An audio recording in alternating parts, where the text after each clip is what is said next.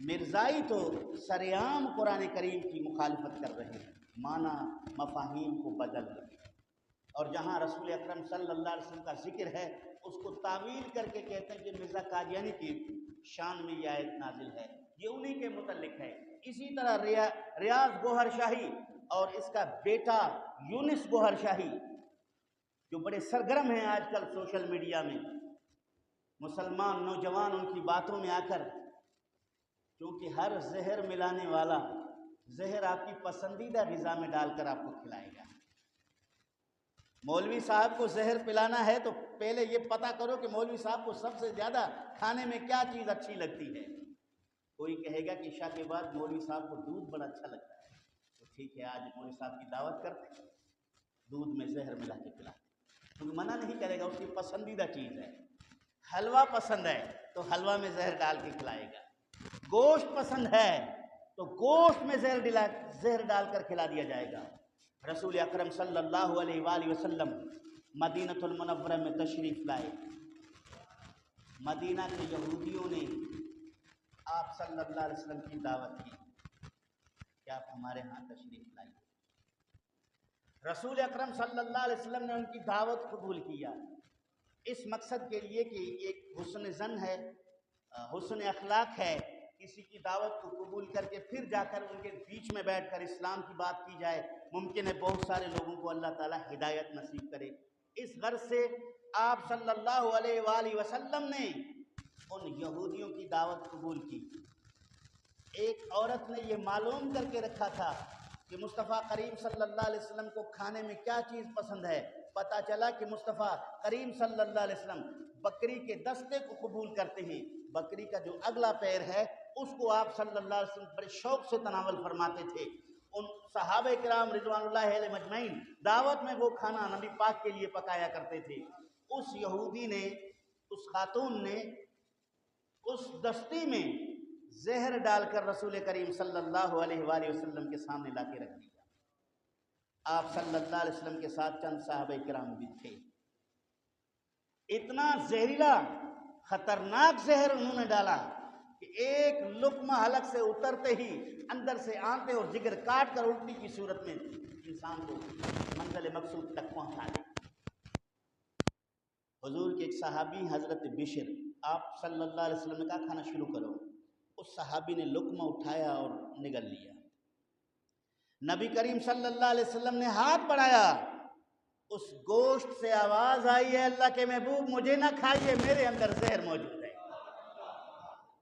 مجھے نہ کھائیے، میرے اندر زہر موجود ہے۔ آپ نے اپنا ہاتھ روک دیا، صحابہ کرام کو روک دیا۔ جس صحابی نے پہلا لقمہ تناول کیا تھا، بشر نام ہے، وہ شہید ہو گئے۔ مصطفیٰ کریم صلی اللہ علیہ وسلم نے اس یہودن کو بلایا کہ آپ نے اس میں زہر کیوں ملایا؟ پہلے اس نے انکار کیا، جب نبی پاک نے واضح طور پہ کہہ دیا کہ گوشت نے مجھے کہا ہے کہ اس کے اندر زہر ہے، اگر آپ سننا چاہیں تو دوبارہ آپ کو سنایا جائے گا، پھر اس نے اقرار کیا۔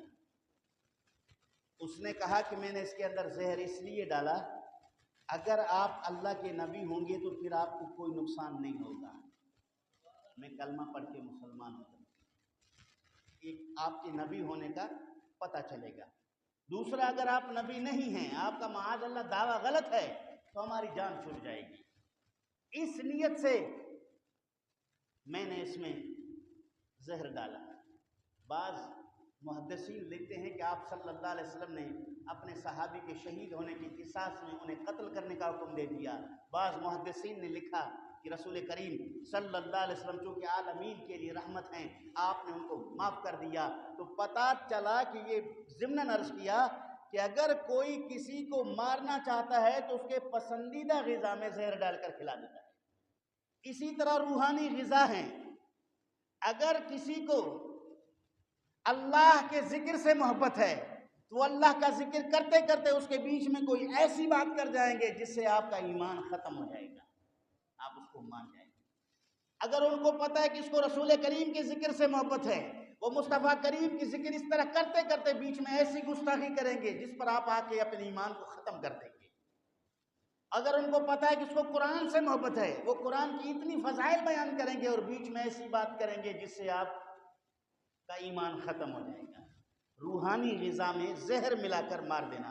तो इसलिए जितने बद मज़ाहिब हैं उनकी सारी बातें गलत नहीं होती हैं, उसमें बहुत सारी अच्छी बातें करते करते उसके बीच में कुफ्र या दो चार जुमले कह देते हैं, क्योंकि पहली बातों से आप इतने मुतमईन हैं, मुतासिर हैं और इतना उस पर यकीन कर रहे हैं, अब अगर वो गलत भी कह देता है तो आपके ज़हन व गुमान में नहीं कि अकीदा गलत है, ये कुफ्र है, मान जाएंगे बेखबरी की वजह से, बेइल्मी की वजह से, तो ईमान चला जाता है। इसी तरह मिर्ज़ाई और कादियानियों के जितने लिटरेचर हैं उन तमाम में तौहीन और गुस्ताखी मौजूद है। मिर्ज़ाइयों के अलावा भी दूसरे लोग भी हैं। जिस तरह एक डॉक्टर लेबॉर्ट्री के ज़रिए मर्ज़ की शनाख्त कर लेता है, हमारे मरीज़ अफराद नाराज़ हो जाते हैं, मुझे 16 किस्म के टेस्ट लिख कर दे दिया, डॉक्टर साहब ने जुल्म कर दिया। वो जानना चाहता है इसके अंदर किस तरह की बीमारी है। वो लेबॉर्ट्री में बड़ी मेहनत करने के बाद उसका रिजल्ट मालूम करके फिर वो उस पर फैसला करके उसका इलाज करते हैं। इसी तरह जिस्मानी अमराज के सर्जन हुआ करते हैं, जिस्मानी अमराज के लिए लेबॉर्ट्री हुआ करता है, जिस्मानी अमराज के चेकिंग के लिए कई किस्म के टेस्ट करवाए जाते हैं। इसी तरह रूहानी दीनी नजरियाती सर्जन भी हुआ करते हैं, उनके भी टेस्ट हुआ करते हैं। वो भी ईमानी कुव्वत से टेस्ट करके बता देते हैं कि किस दर्जे का मुसलमान है, इसकी बातों में आप जन्नत का रास्ता अपनाएंगे या जहन्नम का रास्ता अपनाएंगे। तो अगर आप अपने जिस्म की हिफाजत के लिए डॉक्टर के टेस्ट और उसकी रिजल्ट को मानते हैं तो अपने ईमान की हिफाजत के लिए उलमा के इरशादात और फतवाजात को भी मान जाना चाहिए।